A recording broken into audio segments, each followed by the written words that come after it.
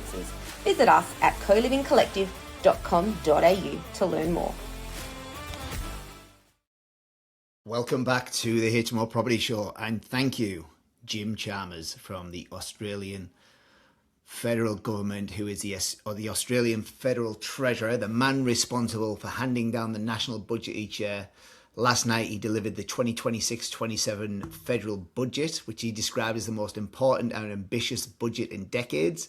And my phone has not stopped ringing because the two big things that came out of that is new builds and negative gearing.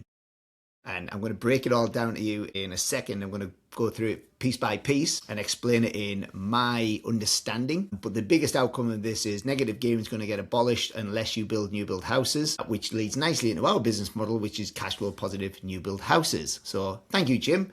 My phone has not stopped ringing this morning. People have been messaging me. The clients that weren't called on us have reached back out to us. So thank you. I really, really appreciate it. And whilst many other buyers agencies out there are probably scrambling now thinking it's at the end of us because no one's going to invest, people will still invest, right? But because we need housing and people will have money and they want to make it work for them so they don't have to keep working hard for money. But a lot of people are now going to turn to cash flow positive opportunities and also new build opportunities as well. So again, thank you. Three major changes that came out last night: negative gearing, capital gains tax, and a big one for me personally and a lot of our clients is discretionary trusts and the usage and distribution of money from them. So essentially all three of these are pointing investors in the same direction. New builds, cash flow positive, no reliance on tax deductions to make them numbers work. And I'm going to break down exactly what that means in this episode. So firstly, let's talk about the big one, right? Negative gearing. If you've been following me for a while, you'll know that I'm not a fan of it. It's got a place in the market, right? Don't get me wrong. People have built wealth from it,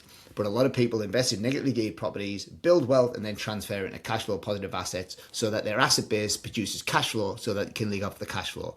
Because if you sell down your asset base and you spend all your money, you run out of money and you've got too much life left at the end of your money, then that's not the best way to do it. That's why we say, let's get capital growth and cash flow in the same deal. That way you don't have to buy, sell, pay capital gains tax, which is now going to be more, and then transfer into something different. You can build a new build HMO, let it ride, live off the cash flow, pay down the debt.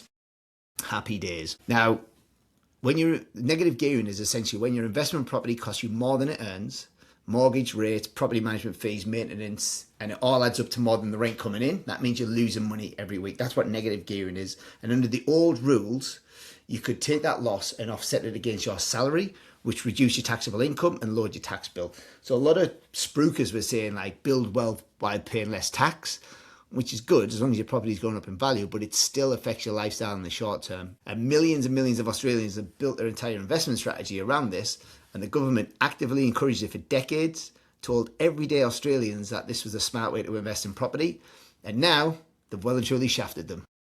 Thank you, government. Thank you, Labour government. It's no wonder everybody in the world's getting angry, isn't it? And frustrated when the people that they look to for guidance and certainty just change the goalpost every single day. So, I've just been to the dentist as well, so my mouth is super numb right now as I'm recording this podcast. So, you hear me slurring my words, team. I haven't been celebrating with bottles of champagne. I've just been to the dentist. So, three things to consider. If last night, if you owned a property before 6 p.m, and that includes signing contracts, it's fully grandfathered. Nothing changes between now and June 2027. Negative gearing works until July 2027, and then losses can only offset against other property income, not wages. So again, people that have got negatively geared properties will now be looking for positively geared properties to offset the loss from their property portfolio because they can't use it as a tax deduction in their salary. New builds, fully protective. If you've got a HMO, you don't need to stress about this anyway, but if you've got a new build negatively geared house and land pack in Whoop, that's giving you a 3 or 4% yield. You can still get your full negative gearing retained. So the government is incentivising new construction over established properties, and they're telling the market to stop buying old houses and start building new ones. Thank you. We've been saying this for a long time too. And I've also been saying that negative gearing is not a strategy, it's a subsidy for losing money. And if you're topping up your portfolio with your paycheck every single month, you are working for the property is not working for you. And if you want to replace your income and live life on your terms, you're never going to do that with a negatively geared portfolio. The government have just confirmed that. Welcome to the party, Canberra. It only took you 30 years. Change number 2 is the capital gains tax change. So currently, you get a 50% discount on gains from properties held for more than 12 months. This is not just properties as well. This is businesses, this is shares, this is everything, right? But as this is a property podcast, we're talking specifically about properties. So let's say you buy a property for $500,000, you sell it for $1 million, you got a $500,000 gain. You would only pay tax on $250,000 of that. That discount is now gone from the 1st of July 2027 for established properties. Again, pointing at new builds as the way to go. It's replaced with CPI indexation. Your cost base gets adjusted for inflation over the time that you held the property. You only pay tax on the real gain above inflation, but a 30% minimum tax floor applies regardless. Thank you, government. The 2 investor comparisons. So like if one investor buys at both investors buy at $500,000, both sell at $1 million 10 years later, both on a 37% marginal tax rate, which applies to income between $135,000 and $190,000 per year. Pretty standard for a successful professional or small business owner. Investor A, grandfathered under the old rules, $500,000 gain, 50% capital gains discount applied. Taxable gain, $250,000. Tax payable at 37% is $92,500. Investor B bought established property after budget night, same $500,000 gain, cost base index at conservative 2.5% average annual CPI over 10 years, which becomes approximately $640,000. The real taxable gain drops down to $360,000, and tax payable at 37% is $133,200. Same property, same profit, $40,700 more in tax. $8,700 more in tax. Let that sink in. Now, I don't think this should stop you from investing, right? Again, like getting the 50% discount was good. They've just moved the goalposts a little bit. You just need to factor this in. Do you hold property longer? People still need to sell property. It just means you need to pay tax. Paying tax is a good thing, right? It means you're making money, guys. Don't be put off by this. Like, I would still be invested. I would still be invested. I am still investing, right? Then, the other problem is that capital gains get stacked on top of your salary in the year that you sell. So, if you're on $160,000 salary and you sell a property with a $360,000 taxable gain in the same year, total assessable income jumps to $520,000. So a large chunk of that gain now hits the 45% bracket, not 37%. So the real bill is even higher than the figures that I've just mentioned there. New build investors get to choose between the old 50% discount or the new indexation model at the time of sale, whichever is more favourable. Again, thank you, government, for all the new builds that we're doing. Our clients get to choose what they want to do.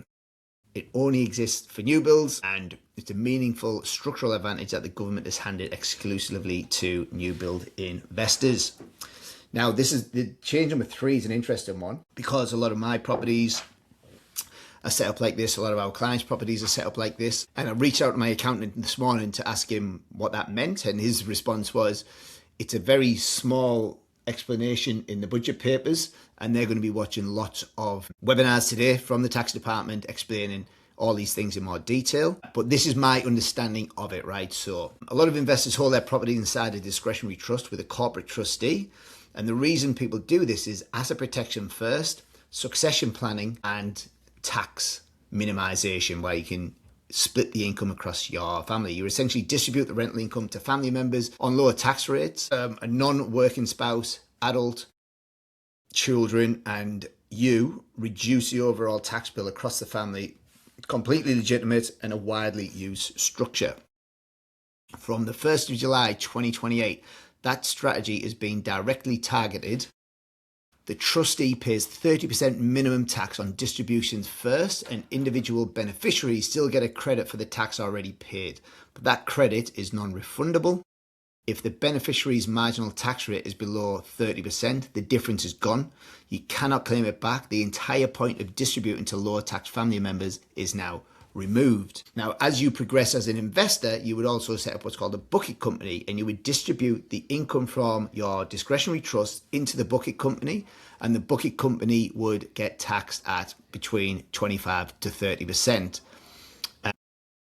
And if you've been distributing trust income to a company taxed at 25% to get below the 30% floor, they have now closed that door. Corporate beneficiaries do not receive the credit at all. The government has specifically designed this to stop income being cycled through lower taxed entities. Thank you, Mr. Government. The only way that we used to minimise tax, you have now made us pay an extra 5% on distributions from our trust structures. Again, not the end of the world, but I would rather have that 5% in my pocket rather than theirs, because they do not do a really good job on managing this money, spending this money, deploying this money, and investing this money.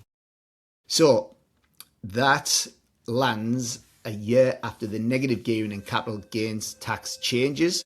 Investors are dealing with 3 separate hits across 3 separate years: 2027 for negative gearing and capital gains tax, 2028 for trust distribution. Good news is the rollover relief window, 1st of July 2027 to the 30th of June 2030. Apparently, you can restructure out of a discretionary trust into a company or fixed trust without triggering income tax or capital gains tax consequences. Now, this is a valuable concession, but it requires planning now, not in 2028 when you're behind. So if you do own properties in a discretionary trust, again, let your accountants watch all the webinars that they're going to be watching today, including mine, and then reach out to them and find out if you can restructure, right? The wordings that my accountant gave me this morning was investing in a discretionary trust is essentially dead. So we're either going to be invested in companies moving forward or unit trusts or our own personal name, which is not ideal at all for tax. But we're going to probably model out what that looks like investing in a company compared to what that looks like investing in a discretionary trust and getting taxed at 30%. So again, give your accountants a few days, but I would get onto them later this week or at the very latest next week as well. So why am I so excited about this? Because every single property we build for our clients is a new build. That's not a recent decision. We've been operating like this since 2019, 2020. We moved away from the established conversions a long time ago, mainly because of how much it costs and how much cash was required to get into the market. But then you looked at the cash required to do that and you get a brand new 6-bedroom, 6-bathroom, single-story new build, which rented out for more, had loads of benefits of doing that. So us moving from established properties to new builds now is confirmed by the government that it was the right call, right? Because we're already 25 steps ahead of everybody else. And our clients have never been relying on tax deductions to make their numbers work, right? Their properties generate positive cash flow from the first month of tenancy. The rent coming in exceeds every single outgoing from day one and puts money in their pocket or pays down debt faster. So the negative gearing conversation has never really come up with our clients, not once. They've always just said, Neil, how do I minimize the tax that I pay or that my property makes for me? And we used to look at distributions to bucket companies and individual beneficiaries. That has obviously now changed. And again, it's a discussion that we need to have with our accountants to find out the best way to do that, right? The capital gains tax changes favour new build investors with a choice of treatment at time of sale. Now, our clients are on the right side of that, right? You build a new build, and when you sell it, if you sell it, not many people sell HMOs, right? Because there's not much else to put your money into. If you do sell it, you can then choose whether you get the 50% capital gains discount or whether you use the index scheme, which they are talking about now. And you have the decision and flexibility to choose the one that is best for you. So again, it's not a bad outcome if you've been building new build properties or if you're planning on building a new build property. Now, this is definitely going to spike another construction boom. And I've seen people saying, oh, should I wait? Should I not? If you wait, you're going to miss out on all the capital growth. I would get in and it might be a little bit bumpy. You might see delays, you might see price rises, but I can hand on heart say that you will see capital growth in that property during the construction phase. You only have to think back to COVID, the last time there was a stimulus from the government introduced into the market and it just blew the market up, right? So it's only going to do it again. The government always do this thing, they tinker with it and they forecast things. And then the total opposite happens, right? So this is what the government's not telling you, right? Or they're not promoting this. But Treasury's own modelling, buried in the budget papers, estimates that these changes will produce 35,000 fewer dwellings over the next 10 years. That's in their numbers, in their own papers. The same government that's standing up saying this budget fixes housing affordability has modelled it that it produces 35,000 fewer homes. Now, over 10 years, that's not massive, right? But we're in a housing shortage and we need more houses. They've already set goals that they're not reaching. And now this new budget and the new budget, they're saying that it's going to actually slow the delivery of new housing down. And they also say that house price growth will slow by about 2% over a couple of years, not fall slow. Prices still go up slightly, less fast, but that is not affordability. That is the same problem with a different label on it. There is no modelling in the budget papers that shows rent falling, not one forecast, not one projection, because even Treasury knows that reducing investor supply in a rental market with already critical low vacancy rate does not bring rents down. So if we even just put HMOs to one side for a minute, right, and we think about 95% of the market that are investing traditionally in their own names, what's going to happen? Some of them are going to get spooked and go, I've had enough of this. I'm trying to build wealth for my family. I'm just going to throw the towel in and I'm going to step back and I'm going to sell my properties, right? So some people will exit the market, and I think that is the classic throwing the baby out with the bathwater type scenario, right? Because what's going to happen, the investors that leave the market means there'll be fewer rental properties on the market, and we're already in a critical housing shortage and rental properties are through the roof and vacancy rate are at record levels right across the country. So it's only going to push rental prices higher, right? So the people that sell are going to exit the market. It's going to bring more stock into the market. The Perth market specifically has got a massive undersupply of properties right now, and people aren't moving because they've got nowhere to move to. Now, you bring more properties to the market, that gets the market moving again. It kind of greases the wheels. People will start moving. Prices should start moving. I don't think they'll be aggressive of what they had to, but give people more choice and they will start to move house and make different decisions. Then what's going to happen is, because there's less rentals in the market, we're going to start seeing yields increase. And when yields increase, investors are going to say, shit, I need to get back into the market because this is a good investment. And then July 2027, I believe, that's when investors are going to start jumping back into the market, maybe Christmas 2027, because that's when they're going to see yields increasing because investors are stepping out of markets. So I honestly think that their modelling is absolutely bonkers. It does not make sense. And I think this is only going to stimulate the market even further. And if you're in the market, fantastic. If you get in the market now, fantastic. If you're still sitting on the fence, then again, you get splinters in your bum, right? So here's the things, right? In October 2025, the government expanded the 5% deposit scheme, removed income caps, removed place limits, allowing any first home buyer to get into the market up to $750,000 in Perth with a 5% deposit and no lender's mortgage insurance. Now, on the surface, that sounds like they're helping first home buyers. The demand side stimulus actually does is push more buyers into a market that's already got a supply problem. More buyers chasing the same stock does not make housing more affordable. It makes it more expensive. The grants get absorbed into the price. It has happened every single time. The government have done this every single time without exception. Now they've done the opposite on the investor side, but the investors who exit are not the wealthy ones, right? And high net worth investors and institutions can absorb a loss without the tax offset, and they will stay in the market accumulating. The ones who leave are everyday Australians who did everything the government told them to do for 30 years, followed the rules, built a portfolio, and now the rules have changed underneath them. So here's the thing, right? Because people think that when investors sell their rental properties, the people that are renting them will buy them. But if you think about it, not all renters can afford to buy. That's why we need rental stock on the market, whether it's a HMO or a standard investment property. And even with the price caps on the 5% scheme, income restrictions on help to buy for most renters, ownership is still completely out of reach. So you've got fewer rental properties in the market, the same number of people who need to rent, potentially more, because we've still got a migration issue, right? People are still coming to this country. You don't need to be a mathematician to work out that supply and demand pushes prices up, right? There's not enough supply of rental properties in the market, so much demand of people wanting to rent properties that are no longer there. They start fighting over each other to move into a property, like we have just seen. Rents have doubled in Perth over the last 2 or 3 years, so it's going to push them up, right? And when yields are high, investors follow. Investors will push the prices up and bring the yields back down, but that's 4, 5, 6 years ago, right? 4, 5, 6 years in the future. Sorry, not years ago. And I've seen someone saying like you can still buy negatively geared property inside a trust and claim that deduction to your trust if you've got other companies. That only works if you're a business owner, right? If you're your typical Aussie mum and dad investor, the bread and butter backbone of this country, then you're not going to have the advantages to offset your personal income against businesses because you don't have a business, right? So like I said earlier, the rich will not exit this market. They'll accumulate more properties. And this policy protects the people who already have wealth and removes the pathway for people trying to build it. That's the exact opposite of what they said they're trying to do.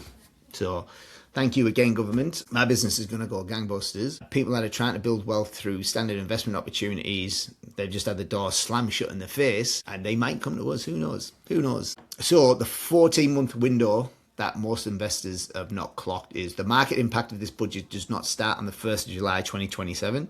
It starts today. It actually started last night at 7:30 p.m. So investors are making decisions based on right now and what happens then. And the smart ones are already moving, right? So if you bought an established property before 7:30 and you only have to be contracted on that property, you don't need to own it, then you are grandfathered. And that means that your negative gearing stays, your capital gains discount stays, but if you have been sitting on the property and quietly wondering whether to sell, you now have a very real deadline. Anyone who sells before 30th of June 2027 gets the full 50% capital gains discount on the entire gain. So this is when I mean more properties will come into the market. That window closes in 14 months, so investors who have been holding and think about exiting will start doing the numbers this week, and some of them will sell. That stock hitting the Perth market over the next 14 months could loosen the frozen stock problem that we've had here for years. Transaction volumes will increase over the next 6 to 12 months because I think they will move materially, like not a great deal, moving in the right direction. They'll move up. More stock in the market's a good thing. Investors who bought an established property after last night, so today, are already sitting in the new world. They cannot carry losses forward against property income, but they know full negative gearing. They can still carry forward losses against property income, but then your full negative gearing against wages disappears in July 2027. So if you've got a negatively geared property and then you invest in a positively geared property, you can use the positive gearing to offset your negative gearing if it's two properties offsetting each other, but you can no longer use your salary. The transition period is where the real market movement happens, not in 2027. Right now, the decisions being made in the next 90 days will shape what the Perth property market looks like for the next 3 to 5 years. So what are smart investors doing right now? They're not asking how to work around the new rules. They're asking how to build a portfolio that does not need government policy to stay the same in order to keep working. This is the right question, and the answer has not changed. Cashflow positive, new build properties, full negative gearing retained if you do a standard house and land package, capital gains tax choice at time of sale, exempt from trust distribution changes, and most importantly, pays you from day one, regardless of what the government decide next. There will always be a place in the market for established properties, renovation, subdivisions, manufactured growth strategies. We absolutely love them. Myself and Joe did a lot of these in the early days. They don't disappear, but the government has just made it structurally harder and more expensive to hold an established investment property for the long term, and that changes their calculus for every investor in the country. The alternative is buying established properties and relying on tax deductions that are being systematically removed one by one. That strategy has never looked worse than it does right now, and it's only going to look worse from here on. Now, I've built my entire business around properties that generate cash flow from the first month of tenancy, not properties that lose money and hope the taxman makes up the difference. And last night, the government made the argument for me louder than I ever could have made it myself. So whilst established property investors are sitting with their accountants this week working out how badly last night has hit them, cash flow positive new build HMOs investors are doing what they always do. Collecting rent, baby. So I hope that makes sense to everybody. A lot to unpack there. I obviously had some notes in front of me because there's a lot of nuances in the things that we need to discuss. But that's essentially the government or the budget unpacked. My version of it, again, from the trust distribution side, you definitely want to be sitting down with your accountant if you set up with the discretionary trust and bucket companies to see if you can change them from what they are to something different. It's looking like P2I Ltd or a unit trust is going to be the way forward, but who knows? After all the specialist accountants watch all the webinars that the government have released, then we'll have more clarity on that. But for now, that's all I've got for you guys. I hope that helps you unpack the budget for 2026. I'll see you next time on the HMO Property Show. Welcome to the HMO Property Show. By investors, for investors. Catch us weekly as we discuss all things cash flow positive property investing. Whether you're a seasoned investor, a new landlord, or just curious about property investing, this is the podcast for you. Sponsored by the Co-Living Collective, your trusted partner in creating vibrant and sustainable shared living experiences. Visit us at colivingcollective.com.au to learn more. Thanks for watching. Make sure you tune in the same time next week so you can stay up to date with all cash flow positive property updates.